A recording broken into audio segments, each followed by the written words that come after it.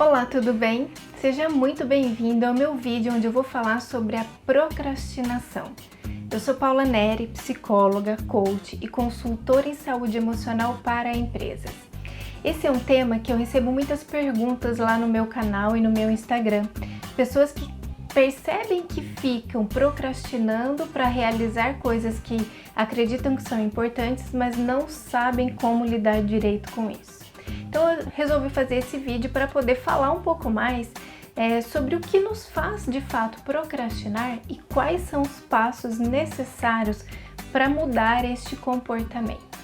Bom, procrastinar nada mais é do que ficar adiando algo que você precisa fazer. Mas nem tudo que nós adiamos de fato significa procrastinação. E esse é o primeiro ponto que eu acho super importante tratar aqui. Às vezes nós adiamos a realização de algo ou adiamos uma tomada de decisão porque de fato enxergamos que é necessário buscar mais informações ou até ouvir a opinião de outras pessoas que vai nos favorecer na solução daquela tarefa ou daquela decisão que nós vamos tomar. Quando nós fazemos isso com um objetivo que vai nos ajudar, então é um adiamento, mas é um adiamento que vai nos trazer um resultado mais positivo, isso não é procrastinar. A procrastinação é aquele adiamento desnecessário e que começa a nos causar algum tipo de prejuízo. Existem algumas consequências muito negativas quando nós temos o comportamento muito frequente de procrastinação. Normalmente, quando nós costumamos adiar muito as coisas, mas elas precisam ser feitas, quando nós de fato resolvemos ou decidimos fazer, é porque nós temos um tempo muito curto, né? Então a gente acaba tendo consequências negativas de aumento do nível de estresse. Temos muitos sentimentos negativos, como sentimentos de culpa, de arrependimento, de vergonha por ter deixado aquilo para a última hora. Isso tudo nos causa algum desgaste físico ou emocional. Então nós falamos que a procrastinação ela acontece quando nós estamos evitando desnecessariamente fazer algo e isso está nos trazendo algum tipo de prejuízo. Se você identifica que esse é o seu caso, é muito importante você entender que existem dois motivos pelo qual nós procrastinamos. O primeiro motivo é o desconforto em relação àquilo que nós estamos adiando fazer. Ou porque é uma tarefa chata, ou porque nos causa algum tipo de desconforto, ou porque ela é muito difícil. Enfim, qualquer sensação desconfortável em relação àquela atividade pode ser o motivo de estarmos adiando tanto aquilo. Afinal de contas, nós queremos ter sensações positivas a fazer algo. Então, aquilo que nos causa algum tipo de desconforto, nós tendemos a deixar para fazer depois. Mas nós precisamos também aprender a lidar com esse desconforto, porque a gente, num primeiro momento, a gente pode até pensar que é algo positivo adiar o desconforto de realização da tarefa. Mas depois nós sabemos, como eu já falei no começo do vídeo, que nós temos consequências negativas também. Então, o adiar agora me causa um alívio momentâneo, mas que vai me trazer consequências negativas depois, então não é bacana. O segundo principal motivo que faz com que a gente adie a realização de algo é o medo do fracasso.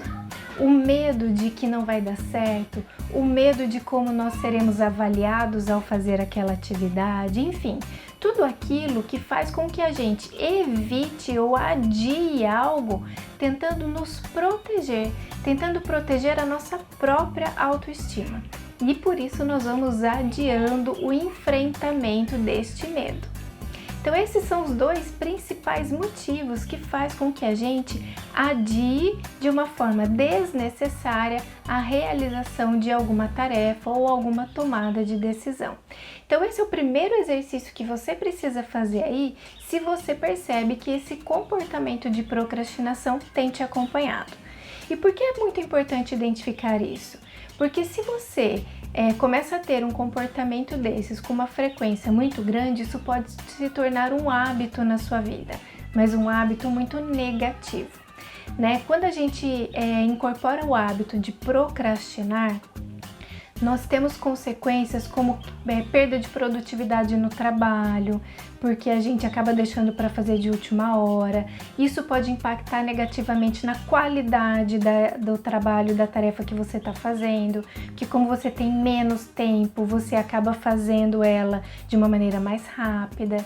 Então a gente pode ter diversas consequências negativas e é por isso que a gente precisa saber identificar se de fato nós estamos tendo esse comportamento de procrastinação com mais frequência e tentar mudar isso quanto antes para evitar essas consequências mais negativas que podem surgir no final. Bom, e já sabendo então quais são os principais motivos que nos fazem procrastinar, como é que a gente pode fazer para mudar esse cenário? Eu vou te falar de 4 passos importantíssimos para você começar a mudar esse comportamento. O primeiro passo é autoconhecimento. Descobrir de fato o que está por trás da sua procrastinação. É o medo do fracasso? É o desconforto com a tarefa? O que está por trás disso? É a desorganização? É a timidez? O que é que te faz de fato evitar tanto a realização de algumas tarefas e te traz alguns prejuízos e consequências negativas depois? Então esse é o primeiro passo. O segundo passo, também muito importante, é você conseguir identificar os seus pensamentos sabotadores. Sim, nós temos esses pensamentos que nos sabotam. Eu vou dar alguns exemplos aqui para você identificar quais são aqueles que passam aí pela sua cabeça quando você pensa que você tem que fazer alguma coisa, mas eu vou deixar para fazer amanhã. Às vezes passa pela nossa cabeça o seguinte: hoje nem vai dar tempo de fazer tudo mesmo. Então se eu não vou conseguir terminar hoje, eu vou começar amanhã. Só que quanto mais você demora para começar, mais você demora para terminar. Um outro pensamento sabotador pode ser: nossa, eu tô tão cansado hoje que eu mereço assistir uma série que eu gosto, ou eu mereço bater o papo com os meus amigos, eu mereço deitar aqui no sofá e assistir qualquer coisa na televisão porque eu tô muito cansado. Só que por trás disso, você sabe que você tem algo importante a ser feito e que existe um prazo a ser cumprido. Então, que tal se comprometer a fazer algo por você depois que você tiver terminado aquele compromisso que você tem, que é tão importante? Deixar para depois só vai te trazer mais desgaste e mais cansaço, porque com menos tempo você faz na correria, você sente mais o desgaste do estresse que você fica pelo prazo, pela negligência de ter deixado para depois, pelo sentimento de culpa, de arrependimento. Então, tome muito cuidado com esses pensamentos sabotadores que nós temos, como se a gente quisesse justificar o porquê que a gente está deixando para depois. Mas é uma justificativa para a gente mesmo, para a gente sentir menos desconforto agora, mas lembre-se que você vai ter um desconforto maior depois. O terceiro passo, então o primeiro foi autoconhecimento, o segundo foi identificar os seus pensamentos sabotadores, e o terceiro passo é ativação comportamental. Muitas vezes nós ficamos esperando nos sentir motivados para começar algo, mas não é assim que funciona na maioria das vezes. A motivação ela surge enquanto você está executando a tarefa. É quando nós partimos para a ação que nós nos motivamos a terminar aquilo que a gente começou. Então, ficar esperando a motivação surgir para que você comece a fazer algo não é o melhor caminho a se seguir. E por último, o quarto passo é aprenda a lidar com as suas emoções. Se você perceber, nos principais motivos da procrastinação que eu comentei aqui no vídeo, que são o medo do fracasso ou desconforto com a tarefa, a gente está falando das emoções que a gente está tentando evitar. Evitar o medo, evitar a angústia.